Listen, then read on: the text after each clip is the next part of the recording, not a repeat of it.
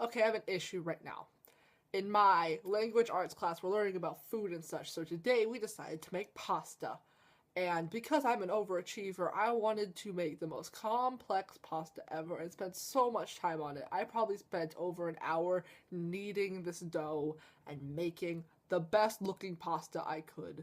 And it looked great when I put it in the bag to take home to cook, you know. It looked perfectly fine. I rolled it up into a roll because I was too lazy to make actual strips of it.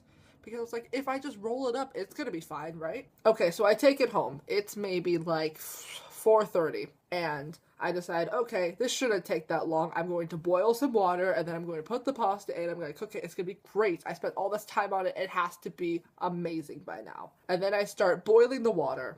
And because I am a very sheltered child, I have never boiled water before, so I had no idea when it was supposed to be done. I know you're supposed to have the bubbles, but I was like, okay, there's like no bubbles and it's still like cold. And I only had it, mind you, on medium heat because I didn't know how hot it was supposed to be.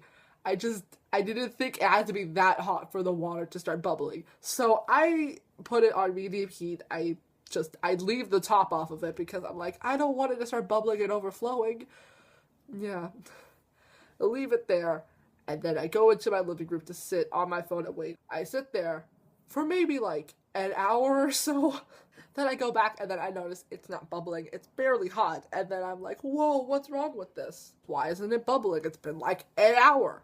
So then I'm like, oh, maybe I should put the lid on it. You know, I see people do that in cooking shows, put the lid on it. Go back, sit down for another half an hour or so. Then I come back and it's still not boiling, but there's like tiny bubbles in it. And I'm like, okay, so it's doing something right. And then I go back to sit down and it's like another 25 minutes pass. And then I go back and there's just like even more tiny bubbles. I'm like, okay, it's been like almost 2 hours now. I haven't even started cooking the pasta. I'm just boiling water. I am failing at boiling water. And then I'm like, okay, you know, I'm gonna turn this on high. If I burn down the house, it was for the sake of culinary arts. Okay, I am doing my best here. I turn it on high, I go back, sit down for another like 10 minutes, I come back and it's bubbling and I'm like, finally, I do something correct.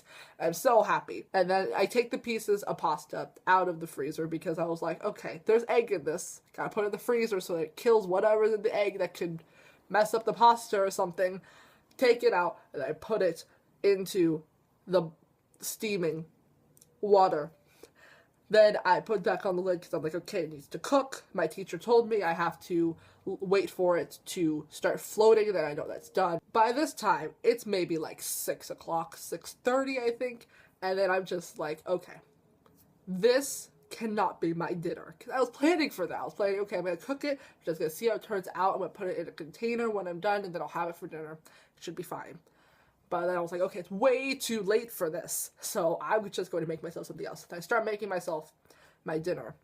And then that takes maybe like 10 minutes. Then I come back and only one of the rolls of pasta that I made is floating. And I'm like, okay, well, what's wrong with the other one? Then I start poking it with a chopstick because I'm like, is it just stuck to the bottom? It was.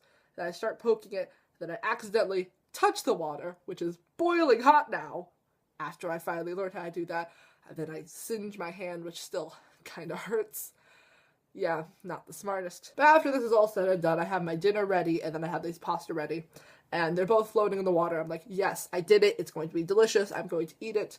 It's been like 4 or 5 hours in the making. This has to be the best pasta ever. And then I'm like, okay, so I have to get this out of the bubbling water without burning my hand again.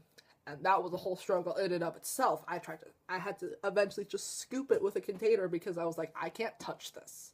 I don't have anything to hold this with. I'm not messing with this bubbling hot water. Okay, it attacked me once. I'm not letting it attack me again.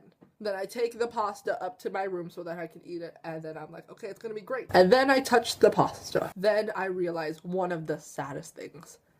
This pasta is rock solid. There is no way my weak-ass teeth are going to bite through this piece of pasta.